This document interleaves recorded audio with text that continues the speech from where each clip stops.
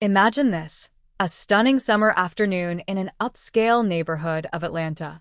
The sky is clear, the sun casts a golden glow over pristine lawns, and the air hums with the lazy warmth of the season. Michael Carter, a former police officer with 15 years of dedicated service, is finally savoring the fruits of his hard work. After years of scrimping, saving, and working relentless overtime shifts, he has achieved what once seemed like a distant dream: homeownership in one of Atlanta's most prestigious communities. His house is nothing short of breathtaking, a grand two-story masterpiece with elegant architecture, lush landscaping, and, best of all, a crystal-clear swimming pool that glistens under the Georgia sun. It's his personal oasis, his well-earned sanctuary. On this particular afternoon, Michael leans back in his lounge chair, eyes closed, taking in the peace he worked so hard to attain. The gentle rustling of the trees and the rhythmic chirping of birds blend into a melody of tranquility. But that peace? It's about to be shattered. Out of nowhere, the sharp wail of sirens cuts through the stillness, making his eyes snap open. Within seconds, two police cruisers skid to a stop in front of his house, their tires screeching against the pavement. Officers step out cautiously, hands resting on their holsters, and march toward his fence. "Sir, we've received a report of a suspicious individual trespassing in this pool area." Michael's heart sinks. He already knows exactly who made that call. With a slow inhale, he turns his head slightly, catching a movement in his peripheral vision. There, peeking through her curtains with a smug expression, is his neighbor, Karen Thompson. This isn't the first time she's done something like this. But what she doesn't realize, this is going to be the last time. Let's rewind, back to where it all began. 2 months earlier, Michael was a man filled with pride and anticipation as he moved into his new home. After dedicating a decade and a half to protecting and serving his community, he had finally reached a milestone his parents could only dream of: owning a house in one of Atlanta's most exclusive neighborhoods.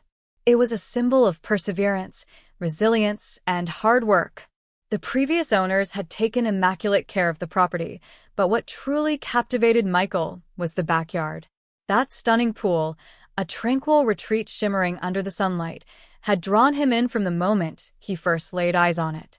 As he arranged his patio furniture, he sensed eyes on him.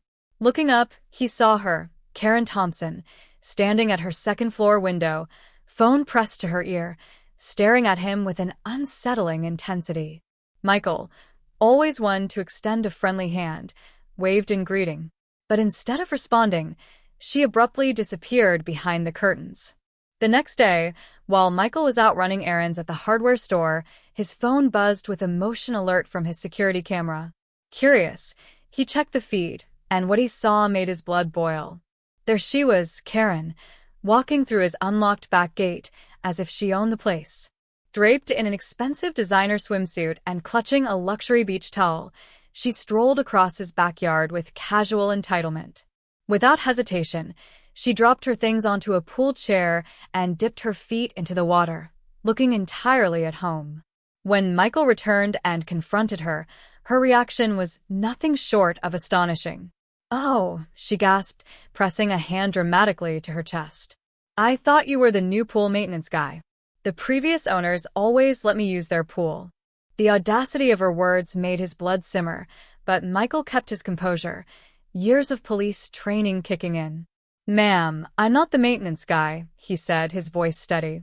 "I'm the new owner, and I'd appreciate it if you asked for permission before entering my property." For a moment, Karen simply stared at him, blinking in disbelief. Then, she let out a nervous laugh. "You? The owner?" she scoffed, scanning him up and down as if she couldn't fathom the possibility. "There must be some mistake. I know the realtor who handled this sale, and she never mentioned well." She waved her hand vaguely in his direction, leaving the racist implication hanging in the air. Michael's patience was wearing thin, but he refused to let her provoke him. "There's no mistake, Mrs. Thompson. This is my home, and right now you are trespassing. I'm going to have to ask you to leave." Her expression soured, a mix of disbelief and resentment flickering across her face. gathering her things with haughty reluctance. She muttered just loud enough for him to hear, "We'll see about that." And she wasn't bluffing. Over the next several weeks, Karen's behavior escalated from nosy to outright intrusive. One Saturday morning, Michael woke up to the unmistakable sound of splashing and laughter. When he looked outside, what he saw made his jaw clench. Karen had actually invited 4 of her friends over for a pool party in his backyard. Stepping onto his patio, he took a deep breath, reining in his frustration. "Ladies, you need to leave. Right now." This is private property." Karen, floating lazily on a pool raft, barely spared him a glance. "Oh, don't be so uptight," she said with a dismissive wave. "We're just having a little fun. Besides, it's not like you use the pool much." Her friends, now visibly uncomfortable, exchanged uneasy glances.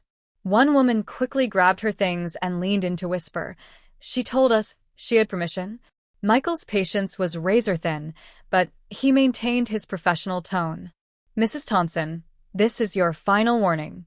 The next time you trespass, I will be calling the police." Karen smirked. "Go ahead," she taunted. "I know everyone at the precinct. My husband plays golf with Captain Richards." That was the last straw. That afternoon, Michael installed high-definition security cameras. Years in law enforcement had taught him one thing: document everything. Within days, the footage captured Karen trying his gate, peering through his windows and, worst of all, attempting to use a key she wasn't supposed to have. The final straw came when she hosted her book club in his backyard. Michael returned from grocery shopping to find 8 women sipping wine and lounging by his pool. This time, he called the police. Officers Davis and Martinez, his former colleagues, arrived. "Mike." "Long time no see." Officer Davis started, then quickly assessed the situation. "Oh, one of these calls." Karen immediately turned on the waterworks. "Officers, I'm so glad you're here.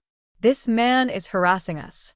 We've always had pool privileges with the previous owners, and he's being completely unreasonable." Officer Martinez shut her down. "Ma'am, Mr. Carter was one of our best officers. If he says you're trespassing, you're trespassing. Please leave before we make this official." As the women hurried out, Karen's face burned with humiliation. She turned to Michael, eyes filled with rage. "This isn't over," she hissed. "You don't belong here.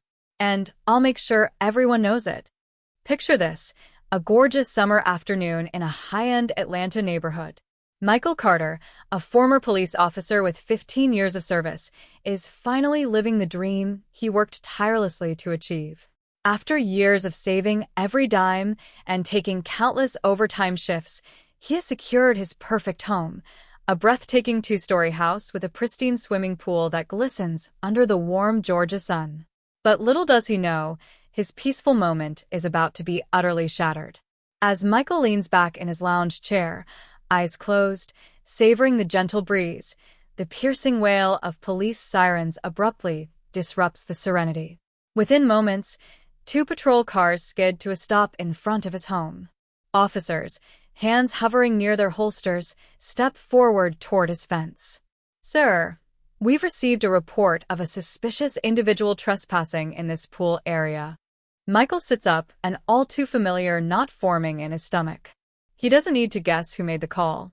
Out of the corner of his eye, he spots his neighbor, Karen Thompson, watching smugly from behind her curtains. This isn't the first time she's done something like this. But she has no idea. This time, it will be her last. Let's rewind to where it all started, 2 months earlier. Michael had just moved into his new home, overflowing with pride. After dedicating a decade and a half to protecting and serving his community, he had accomplished something his parents had only dreamed of: owning a home in one of Atlanta's most sought-after neighborhoods.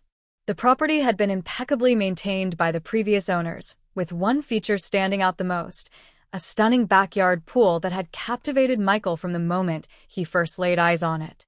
While arranging his patio furniture, he noticed her, Karen Thompson. She stood at her second-floor window, phone pressed to her ear, her gaze locked onto him with an unsettling intensity. Michael offered a friendly wave, but She quickly vanished behind the curtains. The very next day, while Michael was out picking up supplies at the hardware store, his security system sent him an alert. Reviewing the footage, he saw Karen strolling into his backyard as if she owned the place. Draped in a designer swimsuit and carrying a high-end beach towel, she made herself comfortable, settling onto one of his pool chairs before dipping her feet into the water. When Michael returned and confronted her, her response was nothing short of infuriating. "Oh," she gasped, clutching her chest in mock surprise. "I thought you were the new pool maintenance guy. The previous owners always let me use their pool." Michael could feel his blood boiling, but years of police training kept him composed. "Ma'am, I'm not the maintenance guy. I'm the new owner," he stated firmly. "I'd appreciate it if you asked permission before entering my property." Karen's expression twisted into one of disbelief. "You? The owner?" she scoffed, forcing a nervous laugh. "There must be some mistake. I know the realtor handling this house, and she never mentioned." She hesitated, gesturing vaguely in his direction, the unspoken implication heavy in the air. Michael's voice remained